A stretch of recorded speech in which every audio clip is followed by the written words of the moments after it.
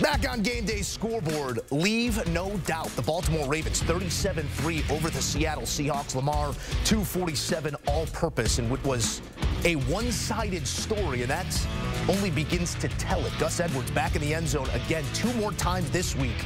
The Gus bus fully in service over these last 2. And for more, we take you back out to the site with the lead voice of the NFL on CBS. Joins us Tony Romo here with his first look in person this season at the Baltimore Ravens. Tony, your impressions here of Baltimore, and maybe one thing that doesn't come through the screen that you observed today in person. Well, I think the biggest thing studying him this week was just how challenging it'll be for offenses to go against this team and defenses. I mean, this is a very multiple team, and I think they've opened up this offensive system, and it's creating issues, and I think they're getting better at it as the season goes on. It's almost like Todd Monken needed some time with Lamar, and Lamar needed some time, so they're starting to figure out what they're really good at. And I expect them to, I don't see them losing at home unless injuries or something happens. This defense throws everything at you, but they're fundamentally sound, and they create a ton of issues on every level. So right now, to me, this is the class, team that I've seen this year, like the most complete team.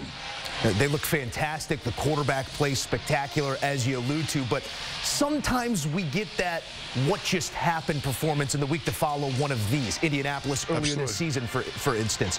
How do you stay engaged when you do have the talent that they do have, you have the expectation that they do have? What's the thing that you would point to in preparation this coming week? I think the biggest thing is styles make fights. So sometimes certain systems create issues for other systems. That's just the way the league has been, and it always will be.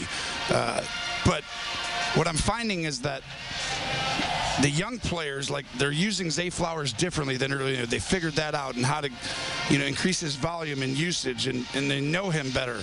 So to me, it was just a matter of, from an offensive perspective, of them learning themselves. And so you kind of have to go through the lumps sometimes and be like, all right, we don't need to live in this world. Let's live over here.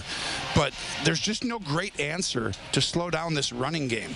I mean, Nance talked about at the end of the game, if they wouldn't have kneeled down, they'd have had 300 yards rushing against the Seahawks, who are as sound in their gap system as anybody.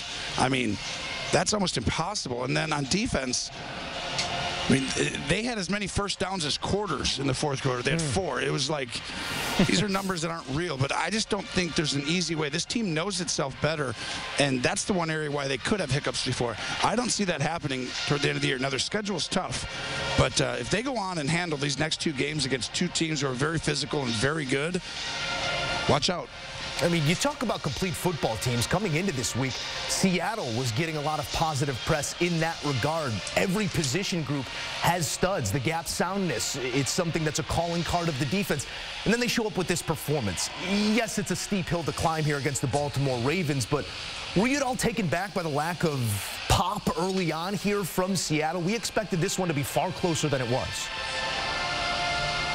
Yeah, I didn't really expect this one to be a tight game. I know that a lot of the record and a lot of other areas predict that, but once you watch it close, there's similar structure as far as both these teams are really well coached. They do things fundamentally sound, but the difference is Baltimore doesn't have a weakness. And when I say that, I mean, they're good everywhere.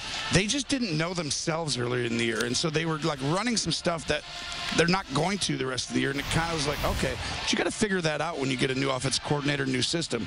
And this defense is also learning.